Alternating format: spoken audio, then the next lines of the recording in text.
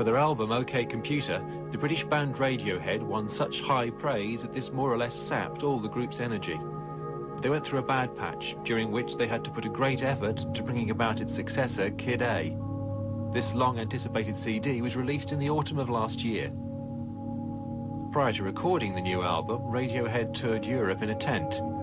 This film includes clips from one of their London concerts, together with a rare interview with singer Tom York. What happened when you came back from the OK Computer tour? It was a mess. Really bad mess. For quite a while. Personally. Because basically I'd find myself in a place that I didn't want to be. Ended up in a place that I didn't want to be and didn't recognise myself. And wasn't really interested in what it is that we were supposed to have done.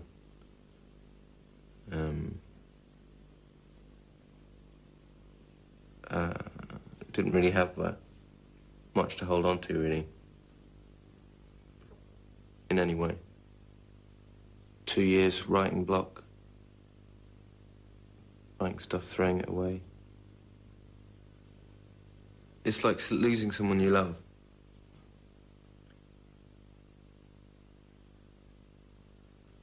I can't really say where it came.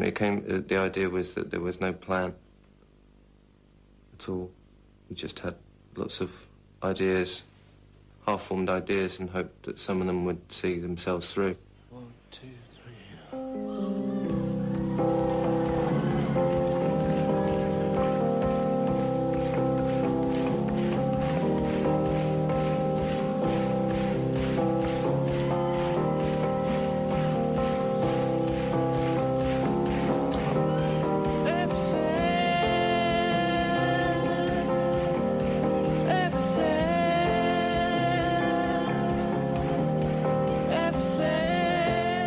OK Computer was a very big album. You did a great tour with it. We did a lot of touring, yeah. We did a lot of touring. Did that burn you out, personally? Oh, yeah. I was finished when we did Glastonbury. And then a year and a half later, we were still going. And I kept saying, you know, every other day, I don't want to do this. And we were like, oh, we've got to do this, we have to do this, because that way we'll never have to do it again. And I guess that they were right, you know. Go and flog yourselves to death, make the most of it. No. But it was, I think, unwise, because we played really badly, because we weren't interested. By the end, we weren't listening to each other. If you want the truth. Do you understand why an album like OK Computer, people are very attached to it, I mean? Yeah, I understand. You know, I obviously can't listen to it. But you can't? Well, no, I can't. I mean, I had to listen to it to try and remember the songs. But I can't do that. I find it really freaks me out. Can't do it. Is it because of the music, the lyrics? No, just it kind of sends you back to a place, makes you feel ill. I think once you finish the record, like you have all the power and the emotions of doing it as you're doing it, and when it's finished, that's over. That's it. You know, it's very difficult then to be able to connect with it, because it's other people's property, and that's a good thing. That's how it's supposed to be.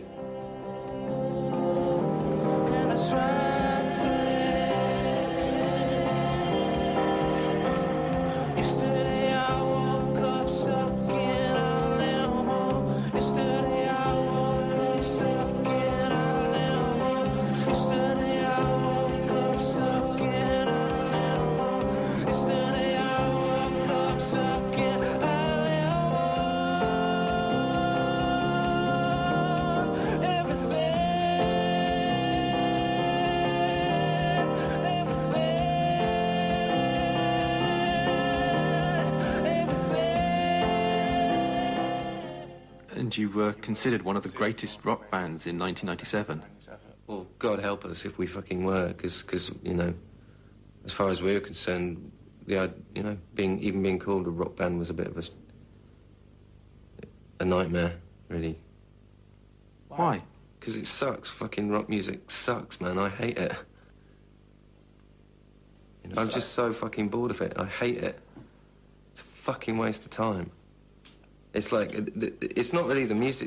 It's not sitting on a stage playing guitar or drums and singing. That's not what I'm talking about.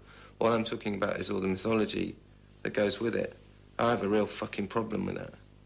I have a real problem with the idea that you have to tour yourselves stupid and, you know, do certain things and talk to certain people, and this is the way you know. I totally snapped, had enough of it.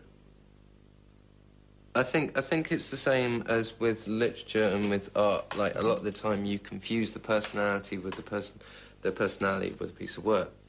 It ultimately doesn't do anybody any favours. You know, in a way, it negates the work as well, because I think what can happen is that essentially, like if you're an artist like Rothko and you choose to kill yourself, then that colours the work forevermore, which is totally not the point.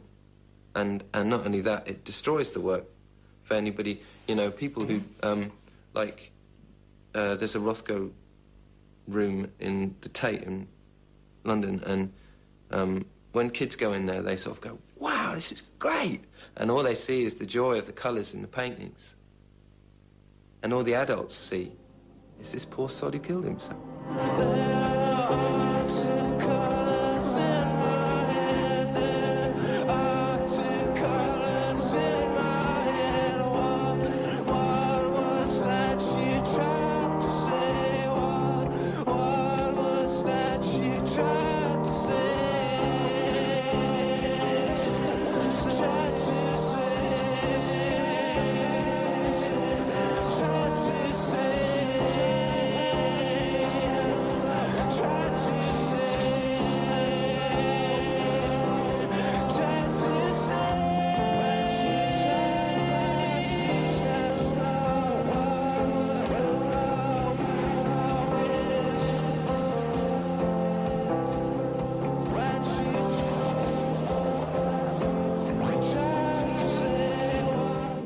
Also, lots of positive sides of your OK Computer. Yeah, initially the positive stuff was great. Initially, yeah, I agree. But then it just went, for me, it just went wrong up there. I don't know.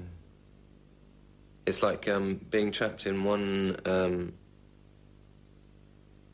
space, like one point, and you can't go backwards and you can't go forwards and you can't go in any direction. You're absolutely trapped in one particular space in time, and you cannot move on, because I use music to move on, to progress through life. And so when I lost that, I lost the ability to progress, or anything. So you start to lose the ability to interact, and it becomes like a vicious circle, because you're just like this all the time. So you're sitting there at home all the time doing nothing, or is it... No, it's just every time you go to a piece of music, or read a book, or go for a drive in your car, you're constantly thinking that you're trapped. You're stuck. You're like a full stop, and you'll never be anything else. I think the only way that you deal with it eventually, like, is you just forget about it. You choose to not have a problem about it. You choose to go and see your friends and go out and get drunk and enjoy life and just forget about it and just wait for it to come back. Did you find a specific reason why you got writer's block? Yeah, it was. I mean, I didn't really know. I don't think I knew until we actually finished Kid A what it was about, or the reason that I'd had such a terrible block. But it was really because I had felt that I'd totally lost control of any element of my life, or any element of like anything that I was involved in, and ultimately being so incredibly angry it was inexpressible. And it's sort of, when we finished the record, I just realised that's what it'd all been about.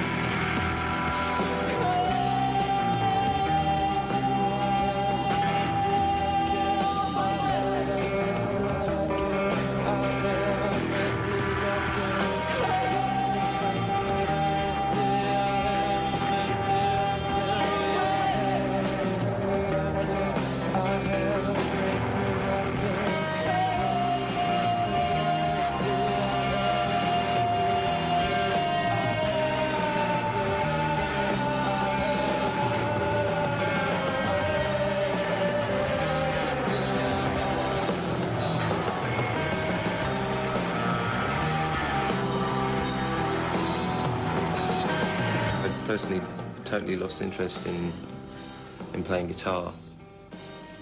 How come?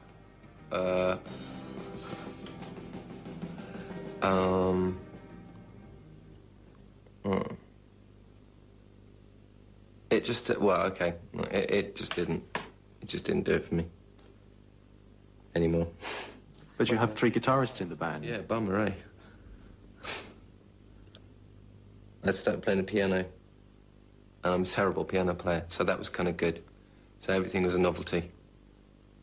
So, and I wrote a lot of stuff on piano. Badly. But it's good. I mean, in a way, the less you know about an instrument, the more you get excited about it, I think. Apart from not playing guitar, you said you didn't like any guitar music at all. What music were you into at the time? I was like much more into electronica stuff like Otekra and Aphex Twin and lots of stuff on Warp, and I always regretted that we somehow, in deciding to be a rock band or whatever it was, and tore ourselves stupid and turned into little monsters, we'd all lost the chance of ever being able to get into that sort of music, and that was like a big regret for me, because I didn't see it as any different from rock music. From where I'm sat, it's no different. If it's good sort of thing, and it's got the same sort of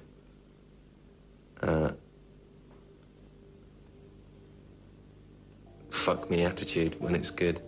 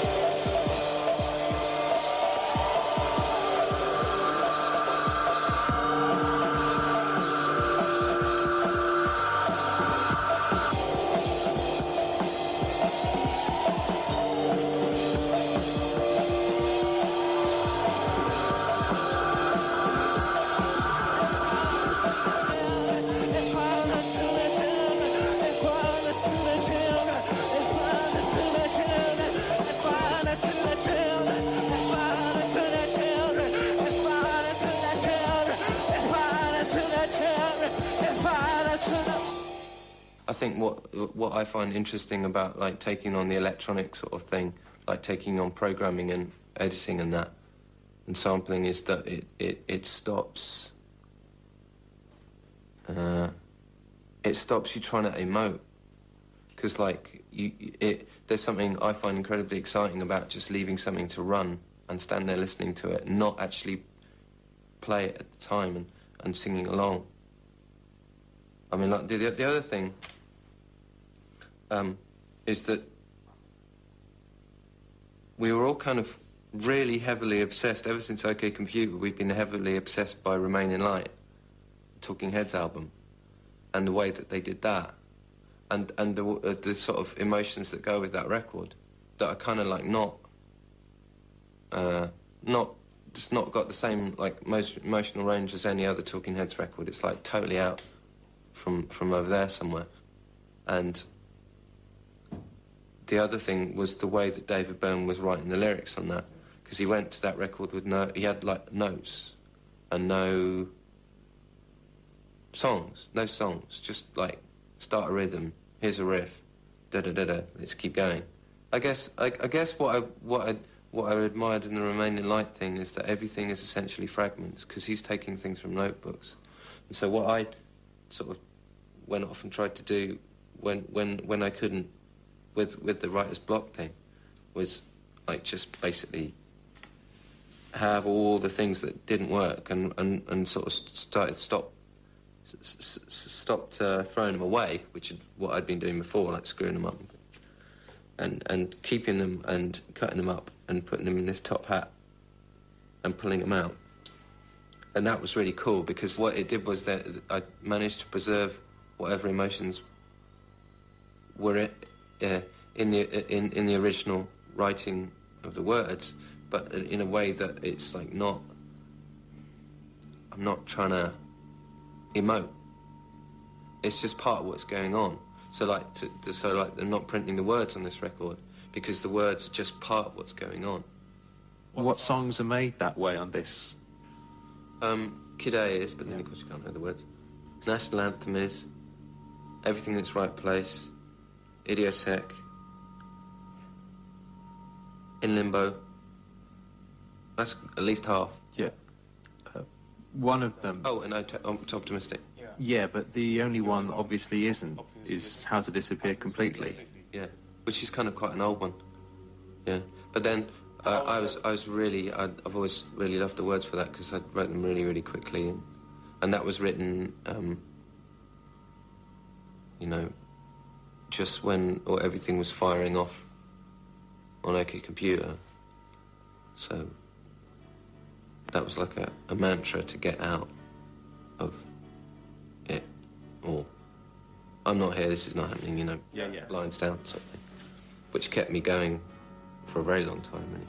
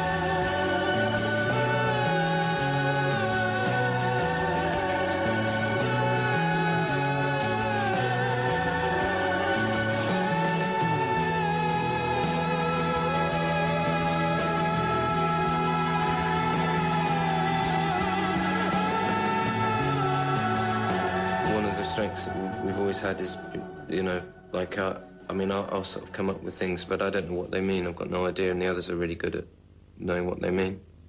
And that means that we can start piecing things together, you see. And we spent a lot of time not seeing each other for a while.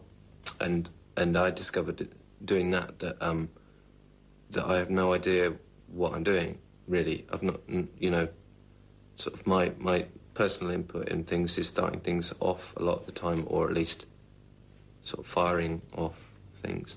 But I'm no good at seeing things through, actually terrible at it, actually. So that was my big lesson, I guess. How did the relationships between you and the band change during the years? I mean, I can't imagine that since everything's happened to you that things have changed. Yeah. In what way? They're better now. But were there any difficulties in... Yep. Can you be more specific? No. Why not? Because it's our business. I have a real problem with people asking that stuff. Because it's not anyone's business, really. I can't keep trying to tell the others not to talk about it either, because it's a bad idea. But have you ever had the idea of quitting Radiohead and doing your own stuff on your own? Next question. Do you have a problem with these questions? Yeah. Why is that? It's not your business. It's nobody's business but ours. It's just... Well, I mean, I kind of basically said that earlier. It's just like, you know. But it's like... I do not want to be answering questions on that for the next fucking 5 years, and if I do, then I'll just stop doing interviews again. Because it's a fucking waste of time, really, for everybody concerned. It's just that Radiohead is one thing. If we chosen to finish the record and carry on, then that's kind of all anybody needs to know, really. Yeah. I think. You know what I mean? It's like, other than that, you're just kind of digging dirt, really.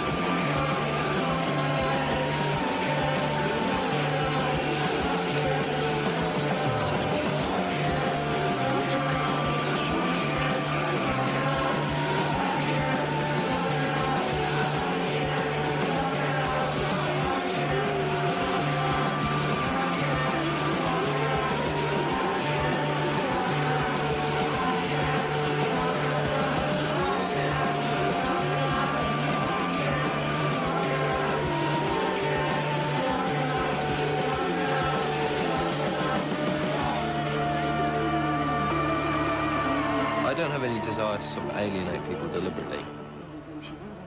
That's kind of... I can see... It's good fun. I can see the point. But I personally would rather be able to communicate with people. I guess being a singer, there ain't no way around that, really, you know. And that's actually the best thing. I think doing touring again made me realise there's this massive gap that I deliberately sort of switched off, thinking it was not relevant or important to me. And then suddenly, aha, you know, you can sleep all right at night again, because you sort of understand that that's what you're supposed to do. So that, I guess, means that I, you know, I still want us to be part of what is essentially the high street or the pop music industry. I mean, ever since art college, I've really had a problem with doing a piece of work and then putting it in a huge empty white room so that posh people can drink wine and think about buying it or not. It just doesn't do anybody any fucking good, really. And that's what I've always thought pop music will always be a far more vibrant art form, ultimately, because, like, when you hear something on the radio, you know, that triggers something in you, that you're never the same again. And it's harder to do that in a gallery.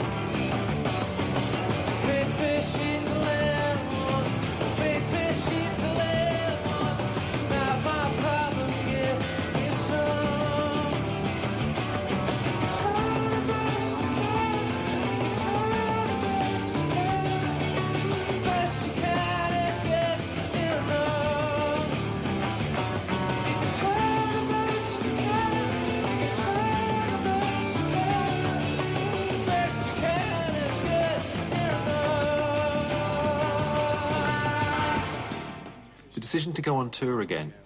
I can imagine you never wanted to play or wanted to perform again in front of a live audience. How? It was the others. I think, actually, ultimately, if I'd been left to it, I wouldn't have done. And the others was like, go on, it'd be great. You'll really like it. I'm like, fuck.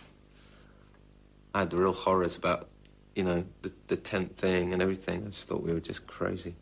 Absolutely crazy. I think was that your idea, the tent yeah, thing? No, it wasn't, no, not at all. I thought it was a good idea because it sounded really bloody-minded. But I never actually thought it would happen. And then it did, and, like, people bought tickets. I was like, oh, fuck. I have to actually do this now. Are you enjoying it so far? Yeah, I'm really enjoying it, actually. Amazing.